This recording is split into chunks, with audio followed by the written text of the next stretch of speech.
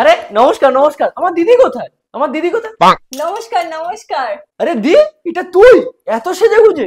लेकिन एक सेकंड তুই আমার দিদি হতে পারিস না, আমার দিদি এত সেজে গুজে থাকতে পারে না। আরে আমি তোর দিদি। এই তুই বেশি কথা বলিস না তো, ঘরে আয় ঘরে আয়। এনে ভাই জল খা। আরে দি, তুই এত রেসপেক্ট, তুই জল নিয়ে এসছিস? এরম ভাবে যদি তুই বাড়িতেও কাজ করতিস না, তোর এত তাড়াতাড়ি বিয়ে দিতে হতো না।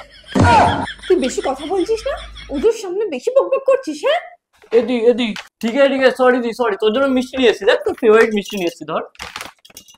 দি, তোর এই ভালো মানুষটা আর কদিন দেখাবি? তোর আসল রূপটা এবার দেখাও দে। আরে দাঁড়া, সবে তো বিয়ে হলো, এক মাস একটু ভালোভাবে থাকি, তারপরে ওদেরকে দেখাবো আমার আসল রূপ। আরে দি, তুই রান্নাও করছিস? তুই তো রান্না করতে পারিস না। আরে হ্যাঁ রে, নতুন বিয়ে হয়েছে না, ওরা তো ভাবছে আমি রান্না করছি, কিন্তু এদিকে আমি তো সুইগি থেকে অর্ডার করে রোজ ওদেরকে খাওয়াচ্ছি, আর খেয়ে দিয়ে বলছে উফ বৌমা তুমি কি সুন্দর রান্না করো। এটা এক মাস এভাবেই চালাতে হবে, বুঝলি তো? আরে দি, তোর এত বুদ্ধি মাথায়! রান্নাটা হেভি হচ্ছে না? আমি জানতাম তো ভালো রান্না করে। ও আগে কি করতো, বিয়ের আগে লোকের বাড়ি বাড়ি গিয়ে রান্নার কাজ করতো।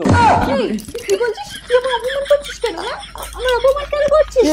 এই এই রূপটা আমি দেখাতে চাইছিলাম, এই রূপটা দেখাতে চাইছিলাম, এই যে খুলে গেল সবার সামনে, এটাই আমি চাইছিলাম। আমি দেখাতে পেরেছি। তোর হাতের রূপ দেখে নিচ্ছে।